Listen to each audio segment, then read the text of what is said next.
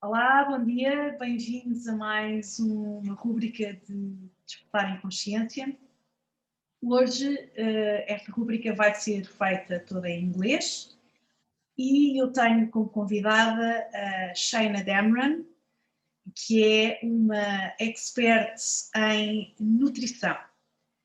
Hello, Shayna. You are a wellness and self-discovery mentor. Thank you for accepting my invitation to be here today. And we will talk about food wisdom. So, what is this food wisdom? What is it about? So thank you for the invitation, Patricia. Truly appreciate it. Well, food wisdom, I call it this because during my whole journey, which now is probably almost 20 years in nutrition and food and cleanses and health, wellness, I've gone through many different diets and many different techniques or ideas within nutrition and within the wellness field. And I tried it on myself and I studied.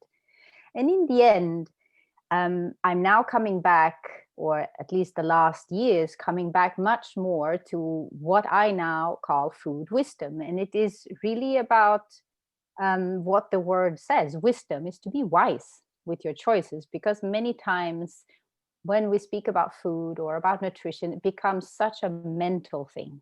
It's about the exact nutritions and it's about a certain diet, and I have to follow this and I have to follow that. And we put ourselves in a very, very limited context. And as human beings, as women, as souls, we just don't like that. And I don't think there's enough restrictions around us that we can't maybe do much about. But then when we also start to put strong restrictions and no's and shouldn'ts around ourselves, it becomes unbearable. And therefore also diets don't work. No, we manage to follow them for a certain amount of time, and then we go crazy and we go the other way. And so it's more about being wise with your food choices. And of course, I follow some guidelines, but it's really about knowing that each person is so different. Like we have different human designs even. And depending on your gender, depending on your age, depending on your purpose right now in your life, you will need different kinds of food, and different kinds of food will support you. And so when I teach, or when I do my consultations or in my programs, it's always this more embracing and holistic perspective that I use. And this is why I call it food wisdom. Yes, and it's interesting because I think that the majority of people, just by listening to the word diet, they start trembling and they struggle so much just to find a balanced way of feeding themselves, that they also have lots of weight issues. And I'm not talking only about overweighting, I'm also talking about people who suffer from other pathologies. And they have less weight than they should. So in a general way, how do people go to you? What are the main problems that they are looking for when they consultate you? The main thing is actually, well, it is either to just feel healthy, someone who has understood that food is important, in the sense food matters to how you feel, how much energy you have, and your mood. So they've understood that, they read up on it and they've experimented and they know. But they feel very confused with all the theories and ideas about what we should and shouldn't do. And so they come for me to gain a little bit more wisdom about it, but also to gain support. Because in this day and age, you know, we can Google, we can read, and there's so much information. And sometimes even my clients, they will know more than me. Like in the sense, you know, they have read and they have studied and they have tried, but still it's not working.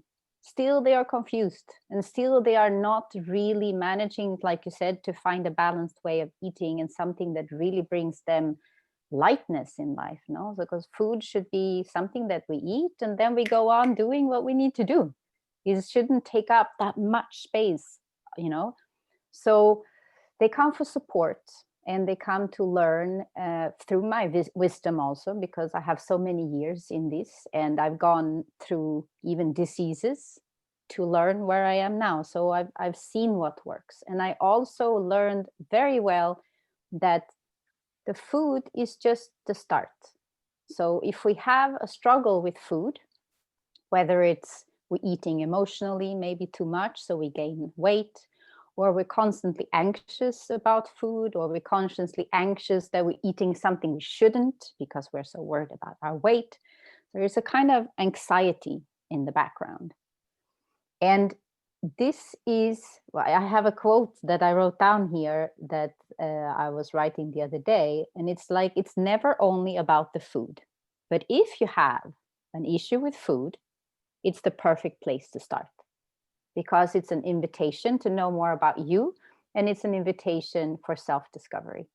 And so most of the time, even if people come with the idea of, okay, I want to maybe lose a little bit of weight, or I want to learn more about nutrition, or I simply want to gain my energy back, or just really know that they're doing the right thing, what it most of the time ends up being is really that they are learning about nutrition beyond food.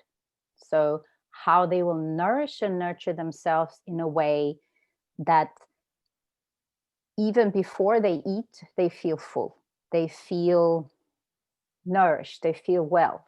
Because we need to understand that the physical food we eat is just one source. And so this is what I love with my work, is that we touch upon so much more deeper layers.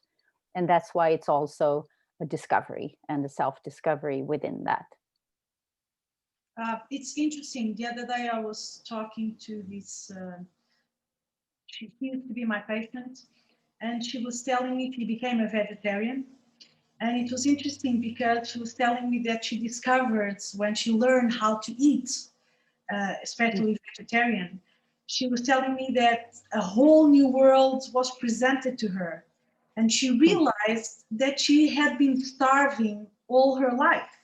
And that it's the myth that a plant-based diet is not enough to fulfill all the needs in your body, which is not true.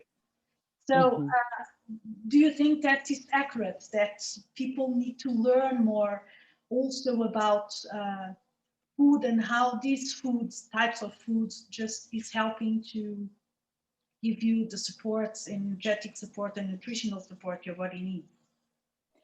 Yeah, I do. I mean, we are given this body, right? And it's kind of funny, I think, that we are still, and I'm speaking about myself. I mean, now I'm learning it, but I'm still learning. Like, how does this vehicle work? Like, in the best way? What is the best fuel that I can give it? What is the best nourishment that I can give it so it functions well, so that I can function well in my life? Like, it's as if we are still on that step one, you know? We haven't really learned. And I think one is maybe that it's a quite complex system, and we are so affected by things around us as well, that it's never only about the food. There's so many other things that we need to regulate if the digestion is going to be well, if the absorption is going to be well, and so on. And the physical body is connected to your soul. So there needs to be a whole being nourishment, right? So starting with learning how the physical body, what the physical body needs, yes, it's super important. And if it was me saying, this is something that why we in the future, in the near future, need to have in the school. You know, you can't just have like a pyramid and say, eat carbs and eat this and that. There needs to be much more multidimensional information in this case, because it's very outdated. Yeah, but you know that one of the things that I also came to my acquaintance a couple of years ago, that's in the whole medicine course, be a doctor, you have like 6 years of basic training, and then you go in and da da da da, and then you go to the hospital and you do practical training and so on. But in these 6 years of course, they only have one subject, a semester, that they learn about food and nutrition. Yeah. And I look at this and I ask myself, come on, a doctor should be the person that should be knowledgeable about food, because it's the basis of many diseases when people don't eat well. Yeah. And then starting with what you're saying, just learning this in school, is that you go to this medicine course. Yeah, even then. 6 years, they only have 6 months of training on nutrition, which for me is such an important subject. Yes, definitely. It's crazy. It's completely crazy, and it's completely outdated. I can't say anything more about it. I just don't see. But I do know also it has changed in certain things. And there are many doctors today that do know about it. Oh, yes. And they will be the future.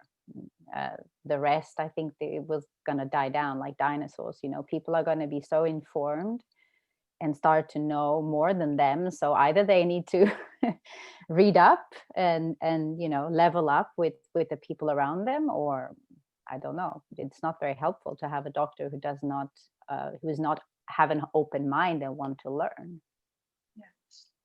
One of the things that I find important about food wisdom is also to have a wise way of detoxing your body. And I've done this program with you and I loved it. I've done it twice, I think. The first time I really struggled with it because it wasn't. And then again, going back to what you're saying, it wasn't the best timing for me emotionally. So I struggled to be able to do that juicing detox, which is pretty simple. So tell me a little bit more about detoxing. Why is it so important? Yeah, so for me, the detoxes and the cleanses, I have different ones, like more to the spring and summer. I push a little bit more on the juice and on the liquids and more lights and sun foods. While now in the winter, for example, now in January, we will do one very soon on the 12th, next week. Now it's more about a gentle cleanse with warm foods, with broths and so on. So we don't want to push the body unnecessarily, because we want to support the immune system. And if we would be pushing and fasting a lot, the immune system actually can suffer in the sense it goes down. And we are in the situation we are also with the viruses and so on. So we don't want to do that. So the cleanse that I'm doing now is with clean eating. And it's gentle. There will be a few days possible of doing broths as a deeper cleanse as well, but always warm and soothing, and always getting the support that we need around it as well, with mindfulness and self-care and so on. And the reason that I think detoxes are important, well, one is the fact is we live in a world that is unfortunately quite like toxic, both the water and the air that we breathe, and many times the food have toxic residue on it. So now and then it's a good idea to let the body have the space and time to clean that out, because we do already have this body is so perfectly designed that it is detoxing every day. The liver, the kidneys and everything, the lymphatic system is here to do that. But when there is an accumulation of toxicity because of our bad habits or because of our stress, then it doesn't work very well. And that's when we start to feel bad, or we start to age prematurely, which we don't necessarily need to do. And so if you incorporate cleanses and detoxes in any way that works for you, because again, we are all different, and some people, they maybe are ready to go on a small fast. Some people just need to get off sugar and alcohol, but in any way that you choose, do that twice a year, so that you get help to be reminded, this is how I like to feel. This is what it is to have energy and so on. And that will then be with you. For example, when we're doing the detox now next week, we'll be doing it, but then we have a follow-up the week after. So they get a meal plan and so on, so they can continue eating clean. And then most probably they are connected with me, so they will keep and get inspiration. And before you know it, they have done this for 1 month or so, and that's going to really stay in their body, and they're going to stay in their habits until most probably, March, April, will really be present. Then maybe you start to, you have a little bit more of that, a little bit more of that, a little bit more of that, which is natural. And it's okay. And that's why a little bit later, when it's too much in the summer, okay, you do another cleanse to remind you and to refresh and to have a restart, so that then again, you can keep on track with this healthy habits. And at least that's for me how it has been. The cleanses are there to remind me and to have a reset. And I do them in the way that I like to do them. I don't want to put them as a huge deprivation or really difficult. There are the options for those who are really ready to do it, because like you said, sometimes it's hard to fast or to do a really strong cleanse. It's hard. Sure. And it's not even, in my opinion, it's not even the most beneficial ones. The most beneficial ones are the gentle cleanses, because you actually enjoy it. So you will most probably do it again. And because it educates you, it educates your body, and you have long lasting results, instead of like, I'm doing 3 days on juices and then not much else happened. And after a week, you're back on whatever you were doing before. In your opinion, how these cleansing are important for people who have food addictions or cravings? Like, well, it's more or less the same thing. If you have a food addiction, then you have some cravings for sugar, for instance. How is it beneficial?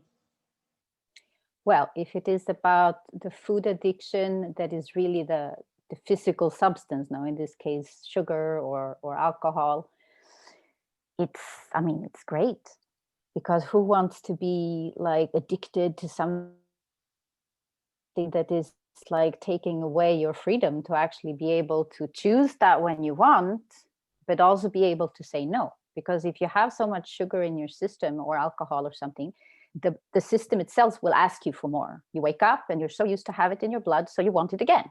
So it's very, very hard with your willpower to say no. You may even have, candida, or the gut flora may be compromised. So it's asking you for more sugar. So that's what you do. And the only way to really like clear that out is also to cleanse that out. And again, in those cases, I think a gentle cleanse is the best, because if you would just go on a juice fast, it would just be too hard. But slowly eating nourishing foods, but taking out the sugar and using fruit instead or something, it's going to be so much more enjoyable and better for you, I believe. And it's interesting what you're saying, because sometimes when people fast or when people do these detoxes, they don't do it in a way that they can handle it. So it will cause more stress. And just taking over what you were saying, then they just do a fast, or they just do juicing for 3 or 4 days. They don't see much happening in their bodies, because the stress will still be there.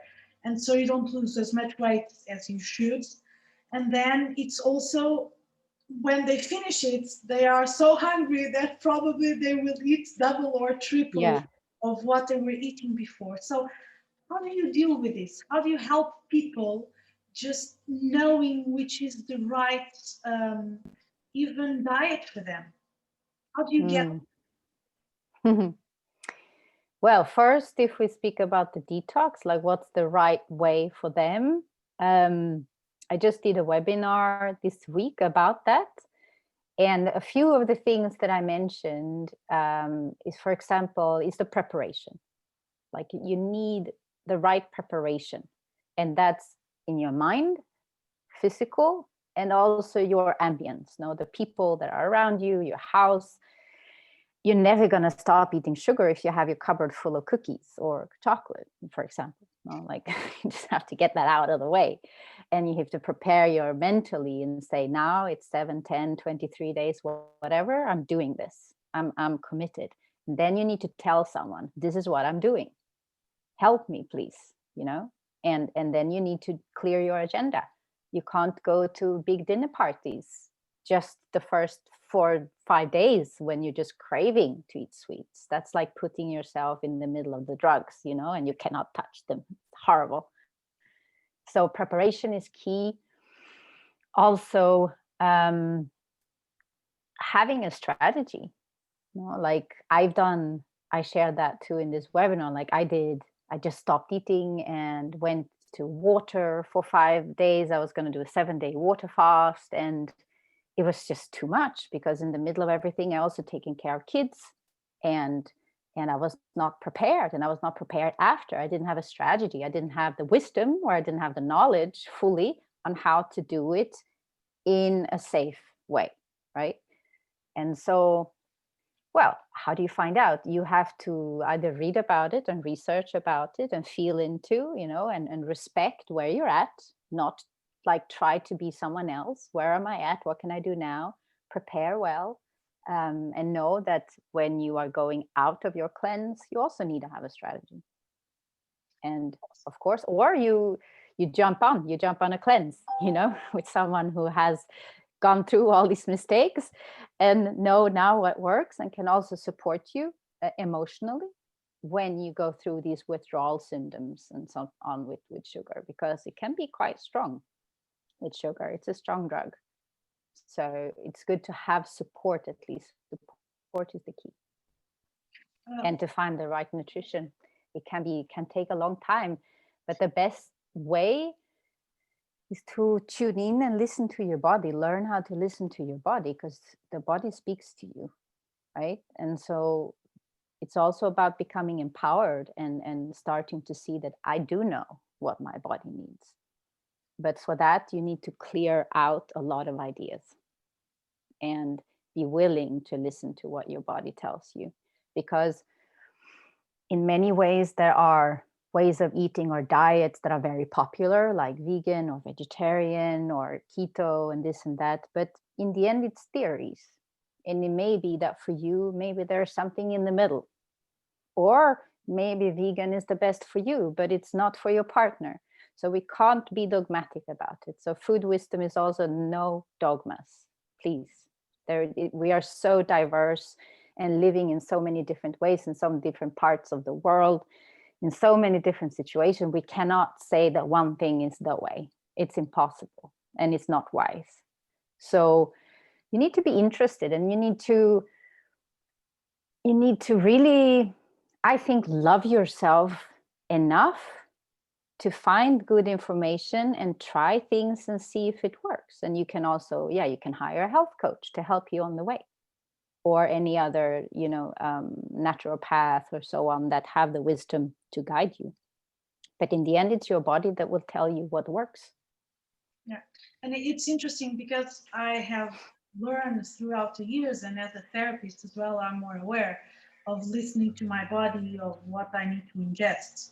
And as you know, I had a baby 5 months ago, and what was really interesting was that during my whole pregnancy, I needed to eat red meat, something that I didn't eat. It was very rare that I would eat it, and I needed red meat. And I was like, really? And I just went with it. Whenever I felt it, I ate it. And what was interesting is that by eating that red meat that my body was asking me, I was able to maintain my iron levels. I was anemic, a little bit anemic when I started my pregnancy, and that maintained my iron levels in an optimal, numbers. And it was great. And I was like, really? I listened to my body. What was interesting is that after my son was born, like a month ago, I'm still breastfeeding, but I no longer wish to eat red meat. So I haven't been eating it. And it's interesting what you're saying about food wisdom, that it's also listening to our body and to our inner wisdom. Yeah. And what came to me now also is like, at least for some time, or maybe I've been more sensitive to this because I've been studying nutrition, but I see now when you were speaking also about you, that the nutrition in many ways, it comes from such a mental space, no? Like we take down it to a molecular level, the cells, so it's this nutrient and this nutrient, and it's like a science, right? But I think, at least for us women, we need to bring it back to a completely different level. And that is listen to the body and listen to the inner intuition that knows, because we have all this information. We know by our inner wisdom, by feminine wisdom, we know from the past what to do. We just need to listen. We need to tune into it. And then, depending on where we are at, there's a lot of things to clear out, a lot of fears, a lot of disbeliefs, a lot of ideas of what we shouldn't do, and really sink into listening to wisdom. And then treat our body, nourish our body, and understand this is very important, that food is merely one small thing that you use to nourish yourself. And I could almost say that everybody who listens now pay more attention to the food than the other things that will nourish them and create health in a completely different way, in a much stronger way. What they need is to look at that.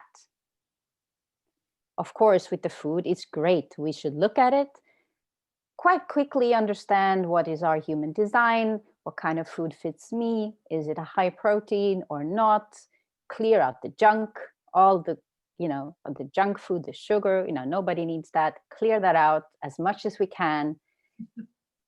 And then see what are the other things in my life that I need to put my attention to, that I need to nourish, so that me as a whole being can feel awesome, can feel great.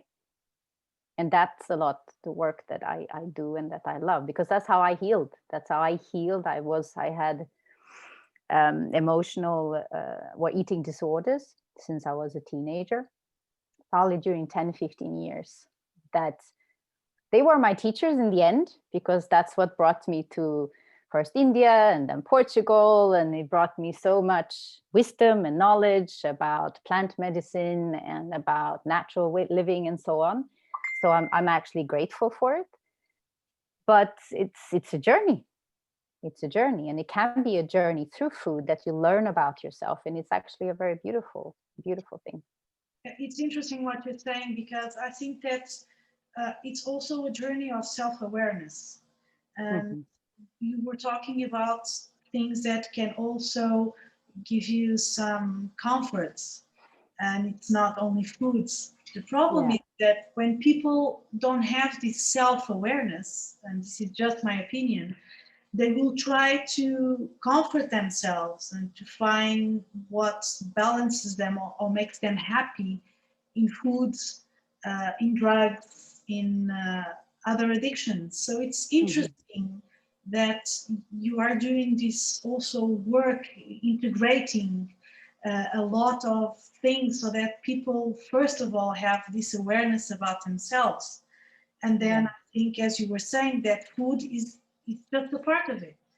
So when you figure out why you're eating this food, or why you just are so much worried about your balance, or why you are over or underweight, if you go to the emotion behind it, I think it will be much more effective. Yeah, definitely. And food is so easy, to reach, and then we numb the feeling that comes up, or we numb the stress, or we numb the boredom, or we numb the tiredness. At least for me, when I'm tired and when I'm stressed, that's when I would, eat more. But when you start to recognize these patterns, you will do it less and less and less and less, and you find ways to nourish yourself before you end up there. Because when you are there, it's maybe already too late. Yeah, maybe then you just, just have your chocolate, and then see how can I work it out? How can I prevent this? How can I prevent me from coming to that space when I can't think clearly, because I'm either so tired, or I'm so anxious, or I'm so badly nourished because of all the self-rejection thoughts I have, or whatever it may be, right? And then, yeah, it's self-love, nourishment, and knowing who you are, deeply knowing who you are. And that, of course, takes a little bit of work. But I was speaking to this with who was yesterday in another interview. Like, we have such a beautiful opportunity to know ourselves. And like, that's the most important work of all. It's the most important thing in your life, is to know who you are. If you don't know who you are here playing a little game. And then quite quickly, you're on your deathbed and you're like, oh shit, like what just happened? Like, I don't remember half, or I don't understand half. And, and then you're dead. And you're not really living your life because you don't know who you are. And if we don't know who we are, like, what are we doing here? So I think the self-discovery, whether it's through the gate of food, because it is through the gate of food. If you have an issue with food, if you have a struggle with food, that's your gate. Take it as an opportunity. I'm going to learn about me through this. For someone else, it's something else. It's about money, maybe. Or it can be another issue that we have. And you just go there, open it, and see what happens, and get to know you. Because who you start to know after you've been cleaning out a lot of bullshit is something extremely beautiful, and something that is real, and something that you can sink into, something that you can be with and feel proud of no matter what. And at least for me, that's the biggest gift, to know who you are and to be peaceful about that. And then I tell you, when that happens, and when you touch upon that, food becomes secondary. Yeah. It's no longer a problem. Yeah. And this is someone who had bulimic disorder for 15 years, using food for everything in a most crazy way. Then I can sit and say that. So trust me, it's really, really a nice journey, that you can be free from this emotional attachment to food and start to nourish yourself in the right way instead, that actually will nourish you. Yes. Do you think that this idea, and I think it's a preconceived idea, that people are bombarded from everywhere about this perfect silhouette, that you have to have a certain kind of body, a certain kind of weight, and you get there everywhere. You get that in television, in propaganda, you get that in magazines. So do you think that this preconceived idea of a perfect body is also behind many food disorders? Definitely. It's not the main issue, because the main issue is within the person, but it will definitely trigger insecurities, and it will distort a young girl's idea of how she should look. Like, it's obvious, no? If you would actually have, like now, my kids, they are teenagers, and I'm actually taking them off a lot of the social media now, because I think it's completely insane, but they've had it, and it completely distorts their mind, and even us, there's always filters. There's always how you look younger, and I recognize it in me too. It's like you start to get older and you get wrinkles here and there, and you're like, oh, maybe I'm gonna put a filter, look nicer, because we're born into this, like, it is insane. Like, nothing that is actually real seems to be okay. And just before now, I read a quote from a woman. Her name is Teal Swan. She's a very nice woman, speaking about life. Yeah. I know her, yeah. And she was saying, the day you completely gave up on yourself was the day when you only started to really embrace you and be you, when you were feeling good. And I thought, what does she mean? But yeah, it's like emotions are real. And what's wrong with feeling them? And like, our priorities are so, I don't know. I don't want to use the word wrong, because I don't believe in right and wrong, but we just need to be aware where our priorities are. Like, is it to look like some imaginary person that doesn't exist? Or is it to be real and look at look at all the things around you that you put your attention to. Is that who you want to be? Is that your offering to the world? Of course, I feel for those who are in the situation of self-rejection, self-hate, and not feeling good with themselves. So definitely it's through love. But I also want to say a little bit to the warrior inside of everyone. It's like, let's just stop this shit. Sorry. It's like, if you are there, ask for help, because that's not who you are. It's really not who you are. And you are so worthy to experience who you are, which is a powerful being, a beautiful woman.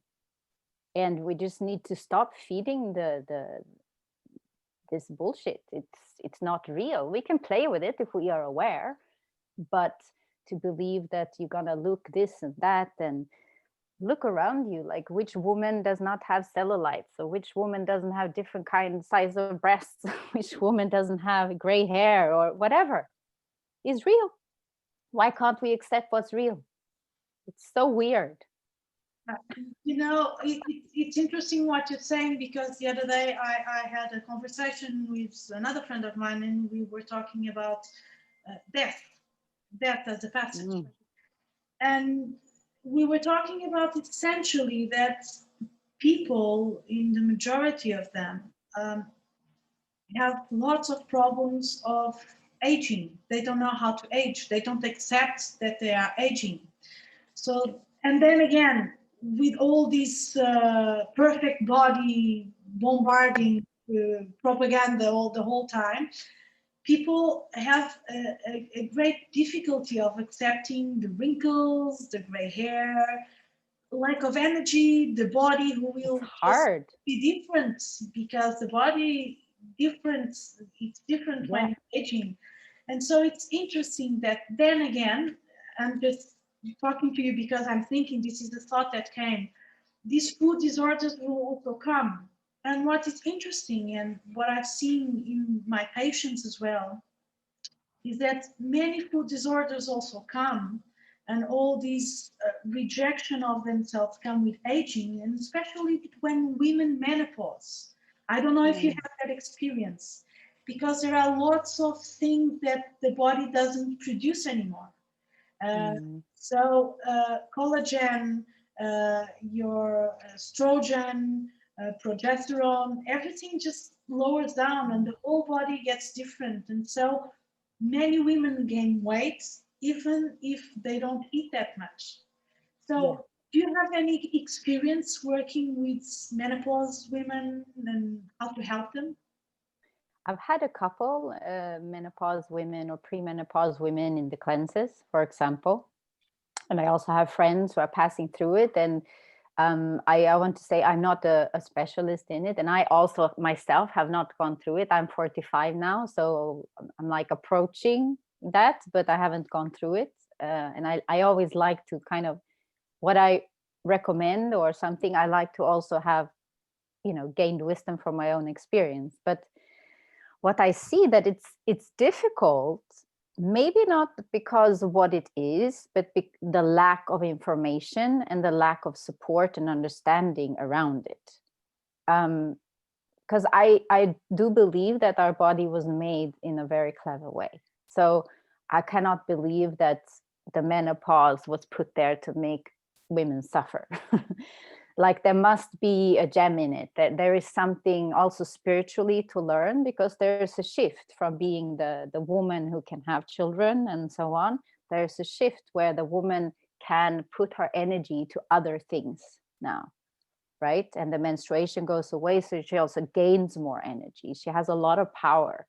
There's just not enough talk about it, maybe, or general information about that time of life, because it's I see women in general are extremely powerful, right? And we are coming in more and more and more, and you're seeing feminine leaders and so on. But there's still, like, I don't think we have understood the power of just actually being in also the feminine body, really being incarnated, embodying this feminine energy. I think it's possible to learn a lot here. And it starts always with acceptance. And it's easy to say, because like you said, it's like when you start to age, it's scary because wow, is this me? This is not really me. I feel so different. And then, come on, like, I don't get it. It's like you become a new person. So the question is maybe like, how can I embrace this new person and stop trying to want to be the old me? You know, it's like you almost like you have to let go. It's like when you are a mom also, like before mom and after mom, there is like a transformation. You're not the same person. And I think probably with menopause, it's the same thing. You're not the same person. So you need to really, it's like a rebirth into something new. But that's just me speaking from without really knowing about it. But that would be my feeling. And nutrition wise, health wise, there are a few things, of course, that helps. And that's to keep it very clean. It's almost like the bodies of a woman who's going through menopause is really asking for you to do the right thing. Before you could get away with it, but now you can't. If you drink too much coffee, if you drink alcohol, if you eat sugar, you feel so much worse. Yeah. Right? So it's actually helping you to really stay clean. And for what reason? I think it is because you are also asked at that time of your life to really dedicate yourself to another purpose, or to your inner work, or to meditation. I don't know, but stay clean, really clean. And therefore also the detoxes works pretty well for the women that have done it. I had Paula, now she did the summer one. So it was liquids, soup, and she was working during the time. So she also introduced fruit and some nuts and seeds to be able to work. But she told me that all her menopause system went away after 4 days. Okay. Which is quite incredible, right? Interesting. So she continued clean and as much as you can, but that was basically taking away the sugar, the dairy, the bread, the processed stuff, and the coffee and the alcohol, and staying like that. She was like, woohoo, I feel so good. So she continued. For sure, she went back a little bit because it's inevitable. But then you can do a little bit of a cleanse again, even if it's just like 3 days to help you balance you back.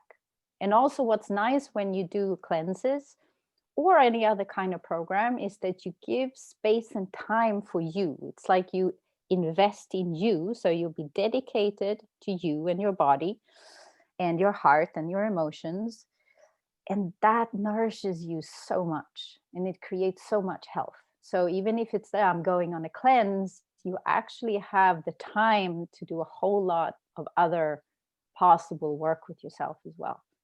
And that's really helpful.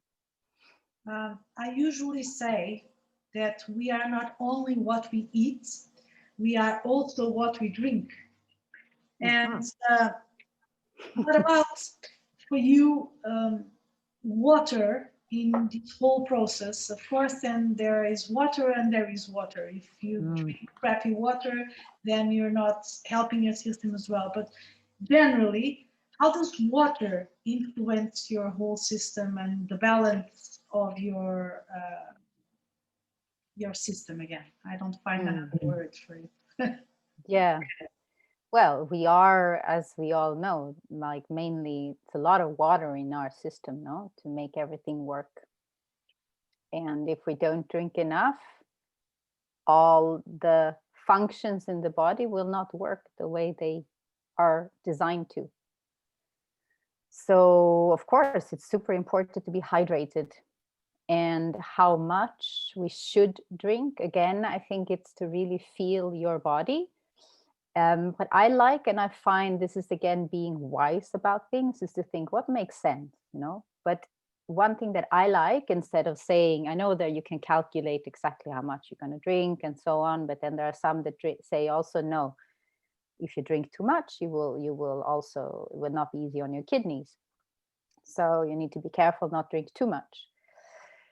I like to look at my urine and see the color of it, because that for me makes sense. That's going to show me whether I'm drinking too little or too much. So what you're looking at is that if your urine, not the morning urine, but during the day, if it's slightly yellow, then it's perfect.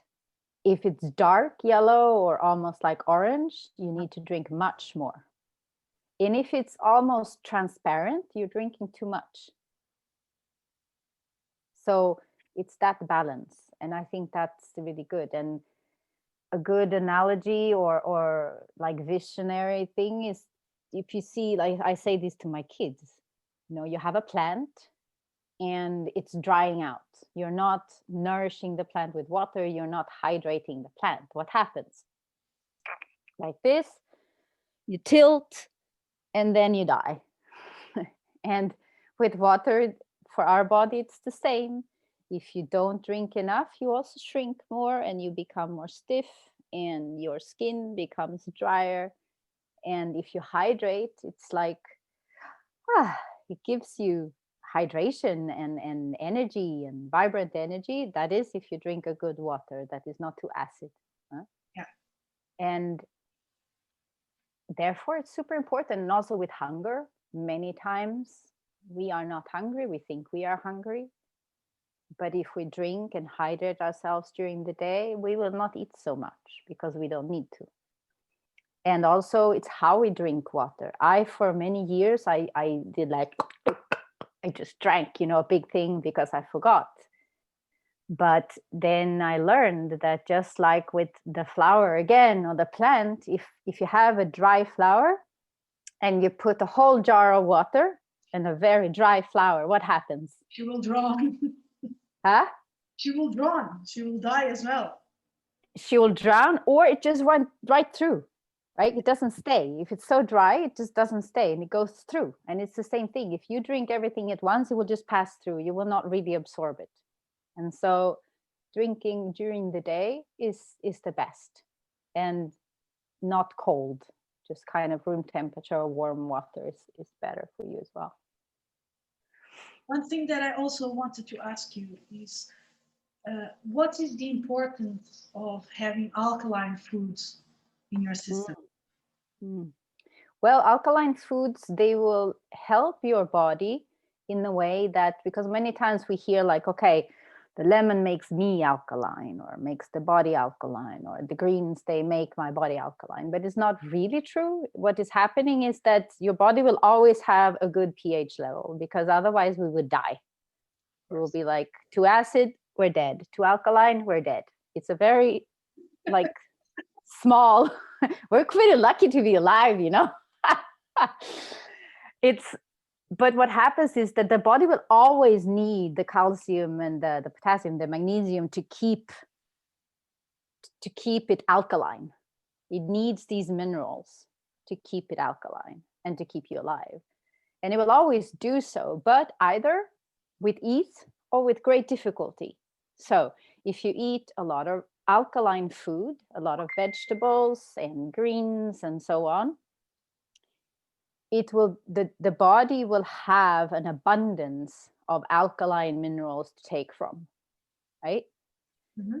But if you don't, if you wake up and there is just coffee and the sweet in the coffee, and then you have meat and French fries for lunch, and then you have another coffee and a sweet again, and then something else, I don't know, maybe you get a soup in there if you're lucky, or there's a feijoada with something. It's all more acid. Yes. And so after X amount of years of your life, it's hard for the body to keep you healthy and well and alive. So it's going to start to take, as this is my understanding at this point. I'm sorry if I didn't understand it right, but then it's going to pull the minerals from your system, from the bones, from the teeth, from the hair. It's going to take it from your reserves. And that's when also you will start to feel that your health is taking a toll. And it's interesting what you're saying, because, for instance, for a woman who's breastfeeding, which is my case, if you don't feed yourself well and if you don't take the right supplements, what will happen is that to produce the milk with all the nutrients that the baby needs, it will get it from your body. So it will start taking away your sodium, your calcium. Calcium is one of the things that it's frequent to happen when a woman is breastfeeding. So Yeah. again, if you don't pay attention to what you're eating, if you don't listen to your body or take the right supplements, then Yeah. it's going to get things from your own body. And it's interesting what you're saying, just to the Yeah. alkaline food is something that I also always ask my patients to be aware of, because most of them have a diet which is very acid. And if they don't balance it with some Yeah. alkaline foods, as you said, and well, in a long term, they Yeah. will have the reflection of it. And most of them, from what I see, have problems, liver problems, I don't know, constipation.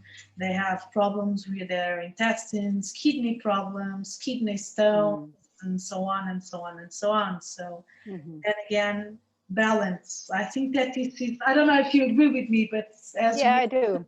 balance is the words in Yes. everything, and food is not an exception. No, and balance also, at least what I have learned, and I think what fits into food wisdom is that, again, you can only do as much as you can, you know?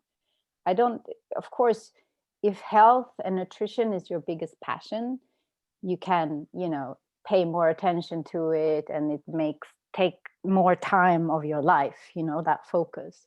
But not everyone is here to do that. You have other things to do and other things to focus on. So I think it's also important not be too harsh on ourselves, because sometimes it feels like in this day and age, like we're all supposed to be like professors in everything, like we're supposed to do everything right. And it's not that easy, and also with your bodies. I'm saying this just so that if those are listening, not to feel bad that I didn't manage to do the perfect diet, or it's balance, and be aware and take care of yourself and know that you are doing your best. Of course, if you know that you're not, if you're just like, whatever, and you're giving your body junk, and you don't care about your stress or that, then okay, you will have the results, but then you can't complain because you made your choice, right? It's always a choice. You don't have to be healthy. Nobody is going to hate you because you're not. Nobody is going to give you a diploma in the end of your life because you were, but you will most probably be able to live your life in a completely different way. No, no doubts about it, and much more healthier. But and it's interesting. We have been speaking about food awareness and your self-awareness, and it's interesting. It just came to my mind that there is one thing that I love to do at lunchtime, which is to eat a little bit of coffee ice cream. And I have been doing that since I've been pregnant. And sometimes I'm just like, do I need this? Do I need this? Does my body need this? And Yeah. then I say to myself, no, because it has sugar, it has dairies in it. But then again, and without feeling any guilt, because that is also an emotion that sometimes is behind it, I say, Mhm. this really makes me happy, so I'll have it. But Yeah. I'm good with it, and if Yeah. I don't have it, I don't have it. So it's interesting also, it just came to my mind about this, also the guilt that sometimes, or just doing something and feeling guilty, oh, I shouldn't be eating this, but I'm eating this. So Yeah. I think that's one of the things that you were also saying, is that if you are okay and accepting what you are ingesting, also knowing if it's good or not that good for you, I think it's also a good thing to have that awareness in you. Mhm. Yes, it's very good. And what I learned from all my years of emotional unwellness and kind of despair in and eating is that when you eat with guilt, is not really the what you eat that will make you feel bad, or that will make you gain weight, or that will harm you. It is that you are pushing in guilt and negative emotions in your body, and that is what's going to create disease and problems in general. So it's super important the state we are in when we eat. Very, very important. And also, like you were saying, you can ask yourself, yeah, this ice cream, no, like what part of my needs is that nourishing? And for you, maybe it is, I don't know, what is it? What is it? What need is it that you are getting? I really don't know. I cannot tell you, oh, it's this emotion, but it makes me feel good. I have pleasure in having that. Mhm. I'm not drinking coffee, so maybe it's something that I found just to be, I don't know. To me, it's a comfort, a small comfort that I have. It's a pleasure, and why Yeah, not? It's this yeah. small It's a pleasure, small pleasure. Yeah. and I'm And we are here to have pleasure too, right? To exactly. experience pleasure, and when we can do that with awareness and then choose your moments, then you are free because you can choose. Yeah, The one that is not so nice to experience is that when you're addicted to it, or when you don't even want or can address the underlying issues, so that you're like stuck in a circle of just using food for something that it will never ever give you. yeah. And that's just nice to get out of that cycle. Shayna, before we started this conversation and recording it, you were telling me about a detox program. It's a detox program that you're starting next week. Would you like to talk Yeah. a little bit about it? Yes, sure. So we're starting on the 12th, and so now people are signing up, and it's going to be like I mentioned a little bit before, it's a gentle cleanse. However, I feel that we are ready to bring it up a level. We did in November a quite gentle cleanse, but this time it's going to be even more simple, so that you really give more space to the body to rejuvenate. So we're removing all inflammatory foods like sugar, like bread, like pasta, alcohol, etc. And all these things we will remove. And you will get a meal plan, you get a shopping list, you also get an extra meal plan so that you can continue 1 or 2 weeks if you want. And the first 7 days, I will guide you. So I will really be there. We will have some webinars together. And we will also have a Telegram, like a WhatsApp group, so that if there are doubts or difficulties, you can always reach out. And there will be daily inspirational emails so that you are guided each step, and you'll get tips on what you can do for self-care and etc. etc. So a lot of information to take in, but also to explore. So I'll give you a little bit each day so that you can start to introduce that in an easy way. And then it's up to you. Some maybe you feel like, wow, I really like this, and then you can continue. Or some maybe, no, this I didn't like, and then you choose something else. So it's about cleansing your body, but also getting new information about self-care, about mindfulness. We will do some journaling, and cleansing your body in a way that you're at the same time nourishing it, and being able to take a step back also and allow the body to rest more, allow the body to rejuvenate more, because that's when you also find more clarity. Not only removing all the foods that bring you brain fog and feeling tired, you also get more clarity by giving a little bit more space in your life for all this. Okay. So that's my invitation this January cleanse, because they are always a little bit different depending on the times we are in, and so it respects also, I wouldn't put people on a juice fast now. It's way too cold, and that wouldn't be wise. Yeah, So people are still recovering from all the goods from Christmas, yes, all the but also rabanadas and sonhos and bolo rei and everything yeah, they ate. yeah. So it's also a good idea to reset. It's a many people, they sign up because they want to reset. And also I was just reading an article today about food and so on, and like many people right now, they don't like, if you say a diet or a detox, they'll be like, no, not one more thing. Like this year already has been a lot, right? And that's why, again, it's a gentle cleanse. You will still be eating, there are still recipes, and you get support. So it's not depriving you, it's actually nourishing you. Yeah. And so I will If then any, write it. I will then write it in the description of this video so that people get all the information, and I'll put the link for you as well. Yeah. And we're also speaking about a promotion.